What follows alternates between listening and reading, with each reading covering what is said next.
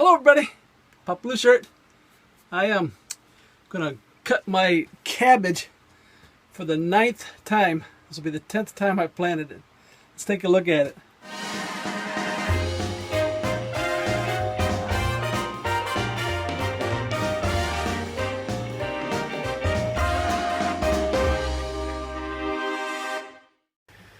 And there's what it looks like.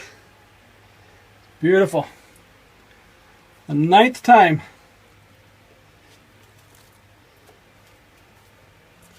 The 9th time. Wow.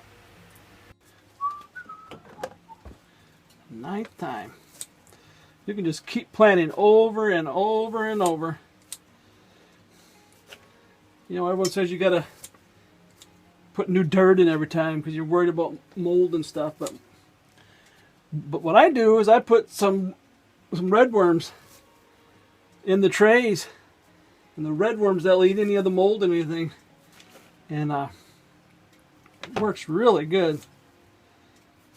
The only limitation you have by how many times you can do it is how full the tray gets, because I put a little seed start on every time, and so you lose a little bit of room each time you plant it.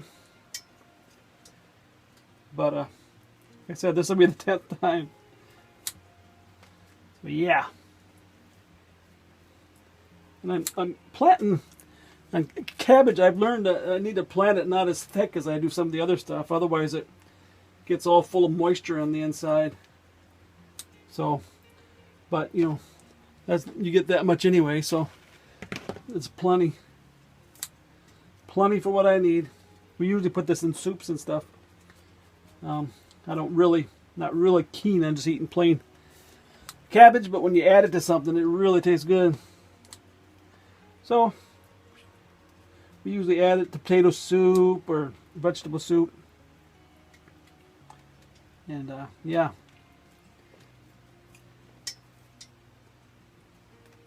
So we're real happy the way it turned out. That's what I got. Nice big bowl of it. And then to continue to replant, all you got to do is cut what's on here even with the base again. Takes a few minutes, but I don't think overall it takes any longer than it would to put new stuff in here.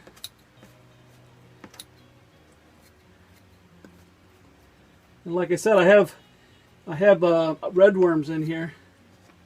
There's probably 30 to 50 red worms in when I start, but they actually reproduce in the tray. I mean, you wouldn't think they would. This is not a very thick, tray, but especially when I first get started. But I figured I used to take worms when I went down and went fishing, and I'd leave them in the cup, and they'd be in the cup for weeks, as long as it stayed moist. There was no problem, and so it's what it works out here. And when you cut these all off at the base like this, the root is still down in there, and what it does is it brings up moisture, so it keeps everything nice and moist for the next round.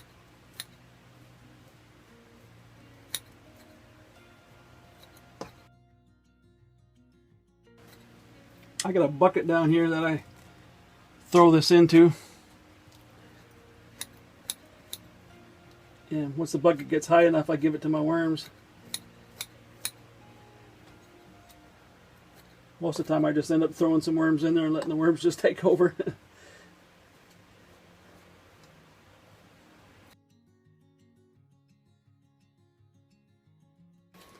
And when you're cutting these even with the top of the dirt, don't go down too far in, because worms like to hang around the top sometime, and that's not the way you want to multiply your worms, like by cutting them in half.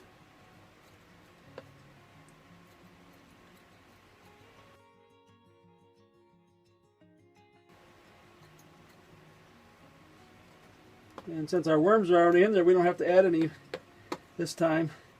This was a brand new batch. I put worms in before I put the seed starter on. But I just give it a haircut here. Just give it, it don't have to be all the way down, because those little stalks will just decompose anyway. The main thing is that they be down below from where you're going to cut the next time, in case they don't decompose that fast. But they usually do. Okay, now get a little bit of seed starter. It's a special kind of seed starter that I use. I don't like peat moss. It doesn't work as well. I'll leave a link for it in the description. But what I do is I just put a nice little thin coat on. Not a whole lot. You don't have to put a whole lot on. Basic ideal here is to have a nice seed contact, so they all germinate at the same time.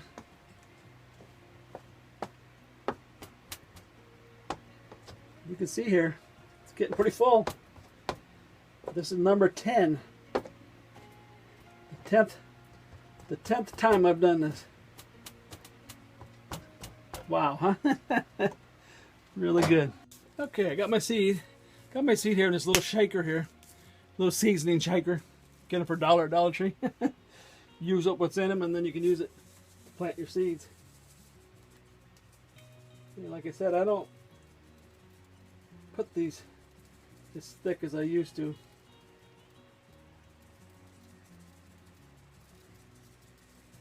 And what happens is the leaves will open up more, and so you don't have to use as much seed.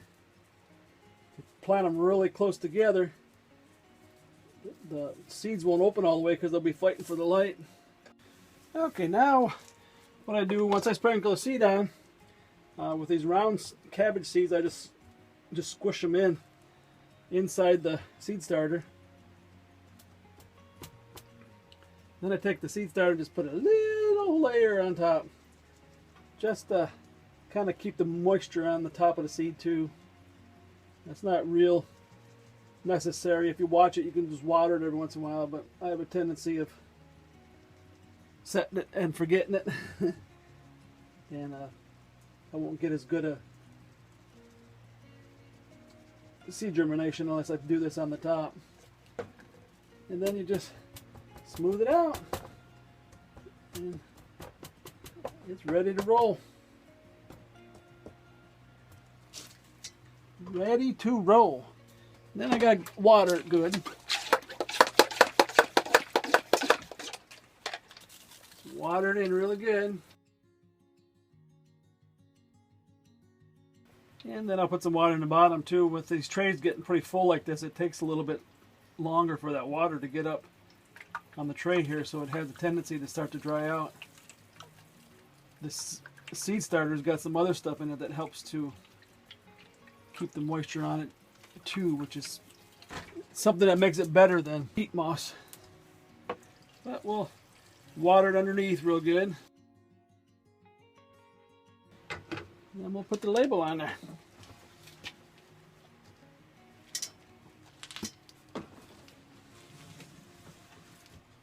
You can just keep planting over and over and over. And that's the way you can save a lot of money on your potting soil. Alrighty, this is Papa Blue Shirt.